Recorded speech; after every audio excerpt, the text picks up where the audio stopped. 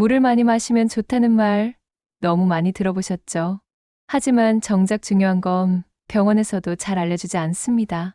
어떻게 마셔야 하는지, 언제 마셔야 하는지, 얼마나 마셔야 하는지 말이에요. 특히 60세가 넘어가면 우리 몸에 큰 변화가 생깁니다. 바로 수분 감지 능력이 떨어지는 거죠. 목이 마르지 않아도 이미 탈수 상태일 수 있다는 겁니다. 놀랍지 않으세요? 국제보고에 따르면 65세 이상 어르신의 약 40%가 만성적인 경도 탈수 상태를 겪고 있습니다. 거의 절반에 가까운 수치죠. 이건 단순히 물을 적게 마셔서만은 아니에요. 저도 환자 상담을 하다 보면 이런 말씀을 자주 듣습니다. 나는 물 많이 마셔요. 커피 하루에 2잔은 꼭 마신다고요? 그런데 여기에 함정이 있습니다. 커피는 수분 공급이 아니라 오히려 이뇨, 작용으로 몸속 수분을 빼앗아 갑니다. 많은 분들이 차도 물이라고 생각하세요. 녹차나 홍차를 마시면 수분을 채운다고 믿는 거죠. 하지만 카페인이 들어있으면 결국 화장실을 더 자주 가게 만듭니다. 이게 바로 착각이에요. 또 어떤 분들은 국물 음식을 먹으니까 괜찮다고 합니다. 국이나 찌개에도 수분이 있으니 따로 물을 마실 필요가 없다고 생각하시죠. 하지만 국물 음식엔 염분이 많아서 오히려 몸이 더 많은 수분을 필요로 하게 됩니다. 그럼 도대체 어떻게 마셔야 할까요? 오늘 영상에서는 물을 얼마나 마셔야 하는지, 언제 마셔야 효과적인지, 그리고 잘못 마셨을 때 생기는 위험까지 모두 알려드립니다. 제가 20년 넘게 환자분들을 만나며 직접 확인한 내용들입니다. 끝까지 보시면 여러분의 건강 루틴이 완전히 달라질 거예요. 진짜 물 루틴의 비밀, 지금부터 시작합니다. 물은 그냥 마시는 게 아니라 전략적으로 마셔야 합니다. 특히 우리 같은 시니어에게는 더욱 그렇죠. 한 모금 한 모금이 건강을 좌우할 수 있어요. 이게 과장이 아니라는 걸 곧 아시게 될 겁니다.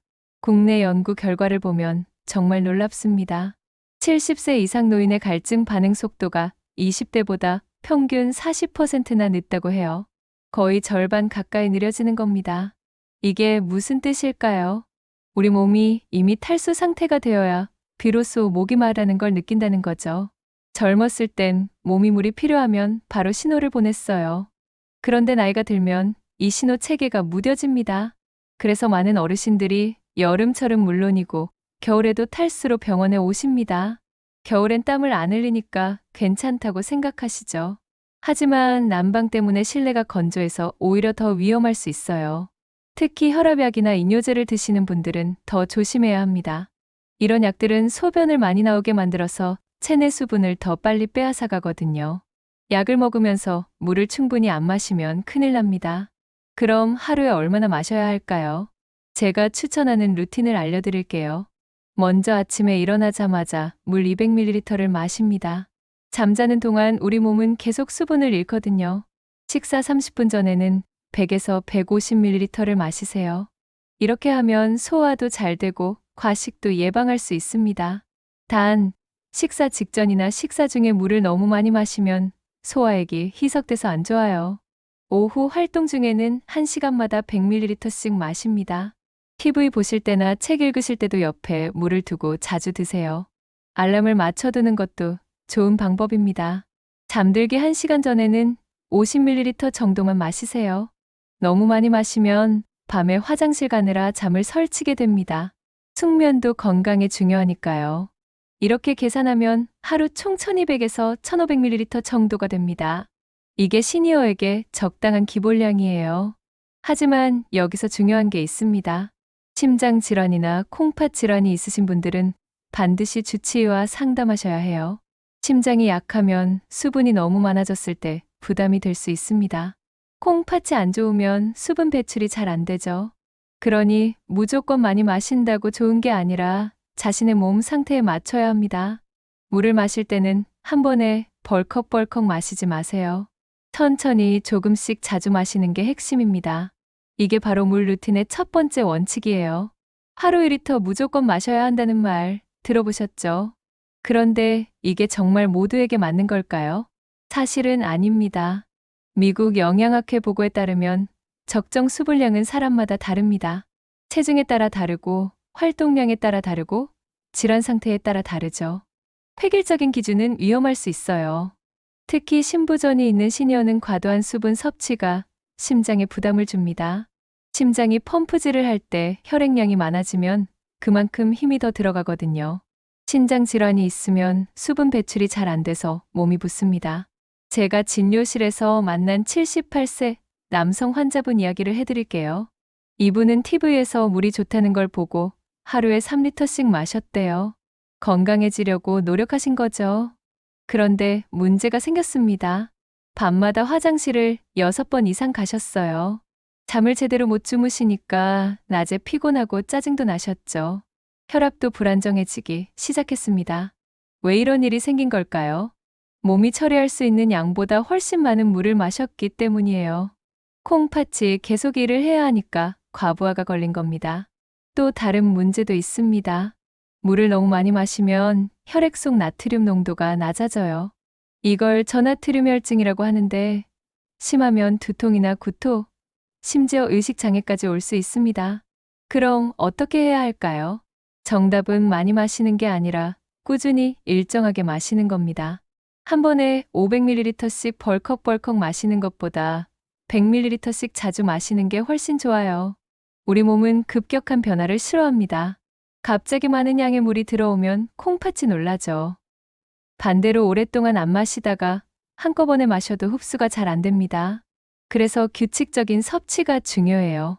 아침에 일어나서 물 한 컵, 식사 전에 물 반 컵, 활동 중간중간 물 한 모금? 이렇게 패턴을 만드는 겁니다. 물병에 눈금을 표시해 두는 것도 좋은 방법입니다.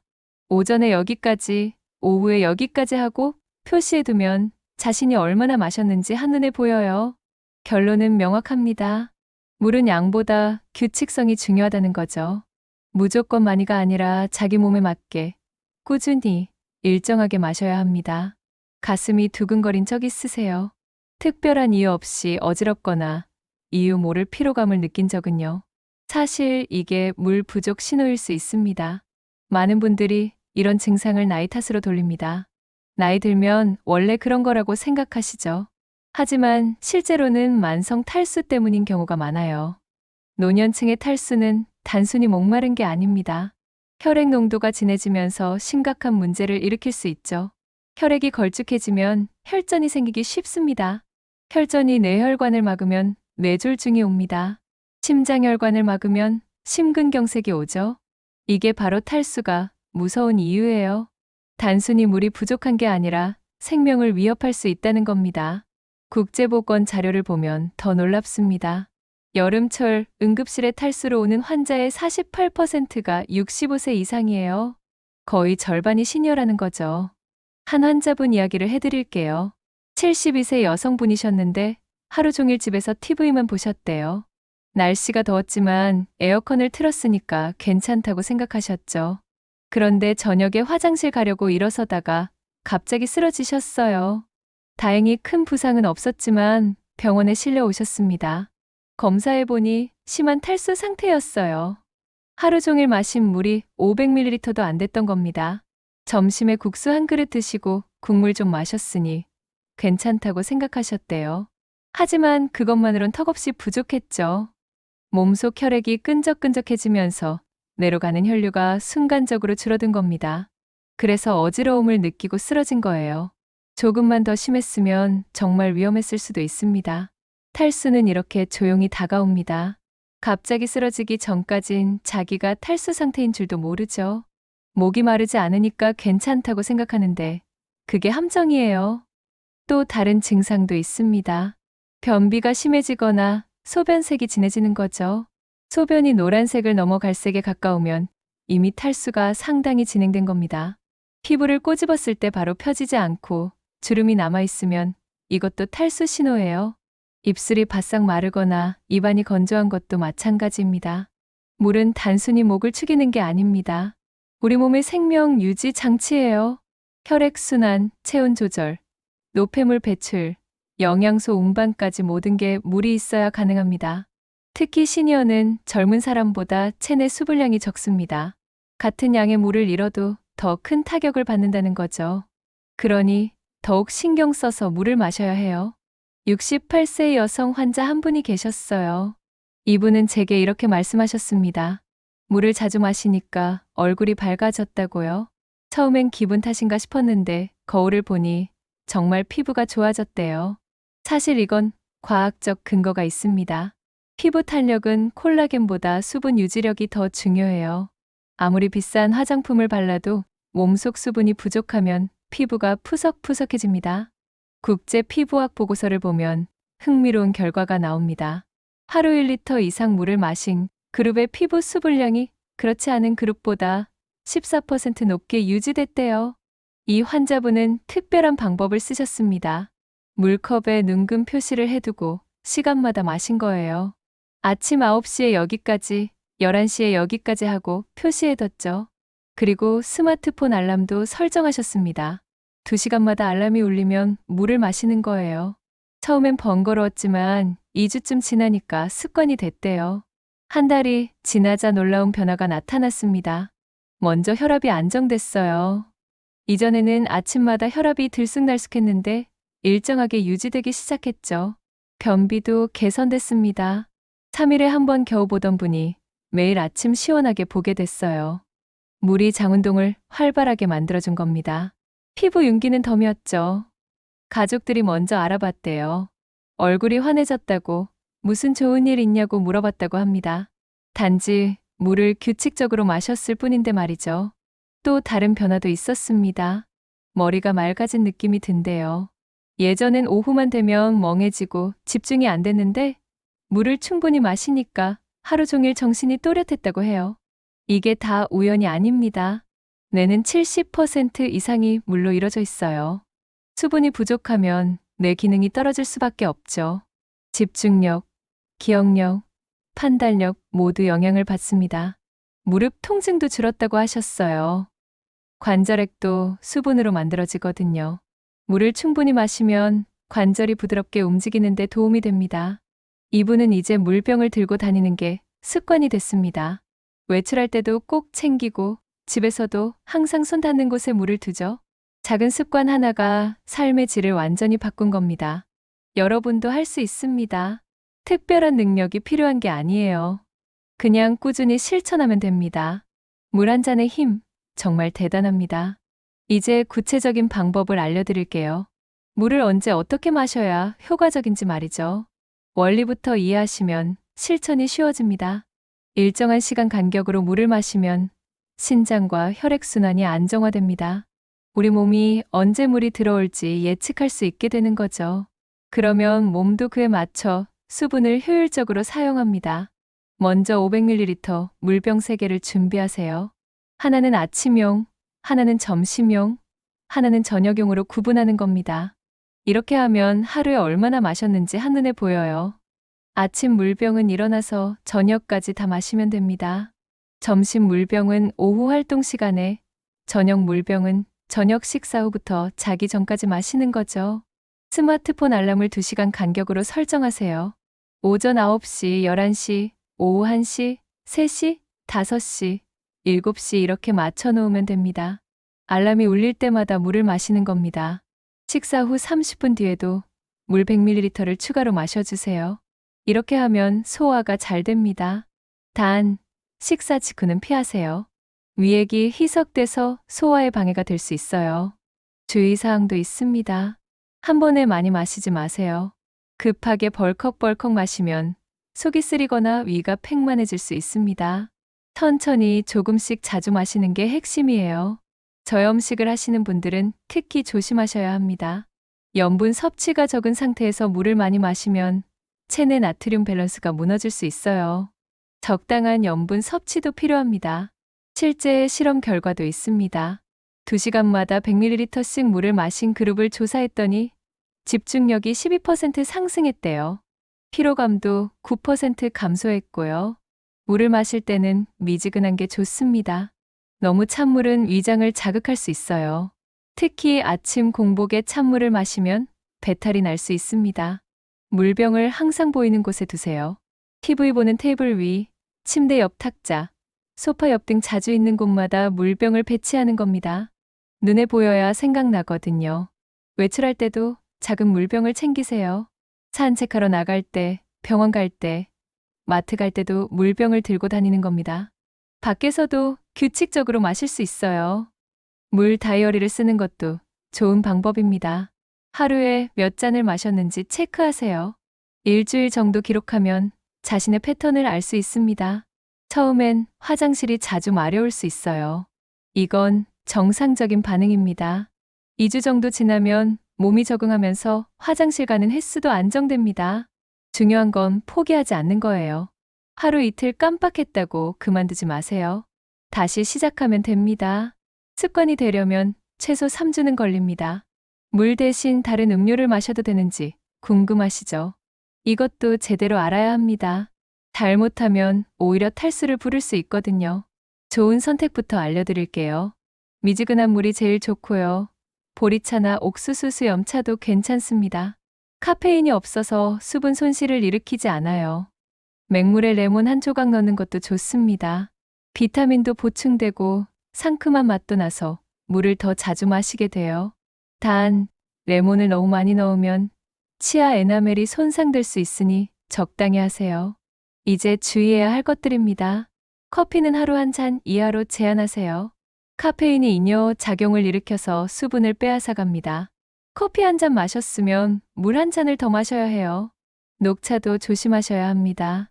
건강에 좋다고 하루 종일 녹차만 마시면 안 돼요. 녹차에도 카페인이 들어있거든요. 하루 한두 잔 정도가 적당합니다. 탄산음료는 절대 물 대신 마시면 안 됩니다. 당분도 많고 탄산도 위장을 자극해요. 갈증을 더 나게 만들 수도 있습니다. 알코올도 마찬가지예요. 술을 마시면 이뇨 작용이 심해져서 탈수가 옵니다. 술 마신 다음 날 숙취가 심한 이유도 탈수 때문이에요.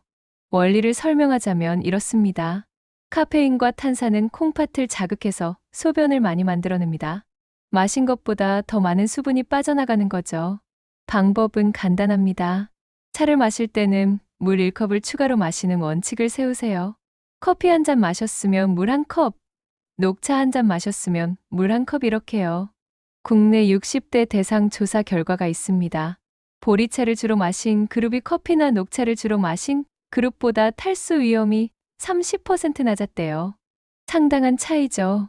보리차는 구수한 맛도 있어서 맹물보다 마시기 편합니다. 만드는 것도 쉬워요. 보리를 볶아서 물에 우리면 되니까요.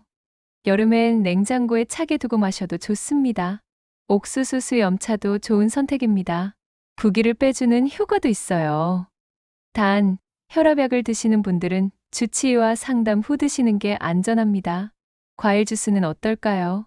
100% 천연 주스라면 가끔 마셔도 괜찮습니다. 하지만 당분이 많으니 매일 마시진 마세요. 일주일에 한두 번 정도가 적당해요. 이온 음료는 어떨까요? 운동을 심하게 했거나 땀을 많이 흘렸을 때는 괜찮습니다. 전해질을 보충해 주거든요. 하지만 평소에 물처럼 마시면 당분 과다 섭취가 됩니다. 기억하세요. 물이 최고입니다. 다른 음료는 보조적으로만 마시는 거예요. 하루 수분 섭취의 80% 이상은 맹물이나 보리차로 채우는 게 이상적입니다. 이제 마무리할 시간입니다. 오늘 배운 내용을 실천할 수 있도록 체크리스트를 드릴게요.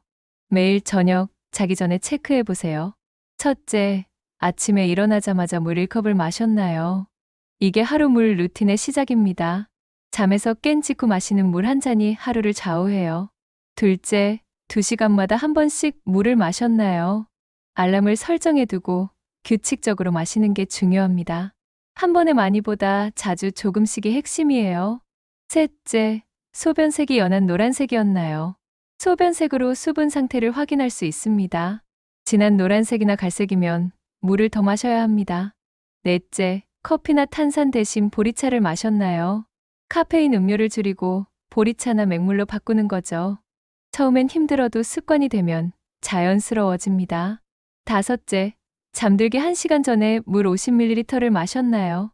너무 많이 마시면 밤에 깨니까 적당량만 마시는 게 중요합니다. 이 5가지를 매일 체크해 보세요. 일주일만 실천해도 몸이 달라지는 걸 느낄 수 있을 겁니다. 최종 요약을 해드릴게요. 나이가 들수록 목마름을 느끼는 감지력이 둔해집니다. 목이 안 말라도 탈수일 수 있다는 거죠. 물은 양보다 규칙성이 중요합니다. 하루에 3리터를 한 번에 마시는 것보다 1.5리터를 여러 번 나눠 마시는 게 훨씬 좋아요. 하루 1.2에서 1.5리터를 시간 나눠 마시세요. 2시간마다 100ml씩 꾸준히 마시면 됩니다. 이게 시니어에게 적합한 기본량이에요. 커피와 탄산은 물이 아닙니다. 오히려 수분을 빼앗아가는 음료예요. 보리차나 맹물로 대체하는 게 좋습니다. 작은 물 습관 하나가 혈압과 피부와 기억력을 바꿉니다. 단지 물을 규칙적으로 마셨을 뿐인데 삶의 질이 달라질 수 있어요. 마지막으로 꼭 말씀드려야 할 게 있습니다. 물은 약이 아닙니다. 개인차가 있으며 질환이 있다면 반드시 전문의 상담을 받으세요. 심장 질환, 신장 질환, 부종이 있는 분들은 수분 섭취량을 조절해야 합니다. 주치의와 상담해서 자신에게 맞는 양을 정하세요. 끝까지 봐주셔서 감사합니다. 오늘 당장 물 루틴을 시작해보세요. 물병에 눈금 표시하고 알람 설정하고 2시간마다 한 잔씩 마시는 거예요. 건강은 습관에서 시작됩니다. 하루아침에 건강해지는 마법은 없어요. 하지만 매일매일 작은 습관을 실천하면 분명 달라집니다. 여러분의 건강한 노년을 응원합니다. 좋아요와 구독 부탁드려요. 다음에도 유익한 건강 정보로 찾아뵙겠습니다.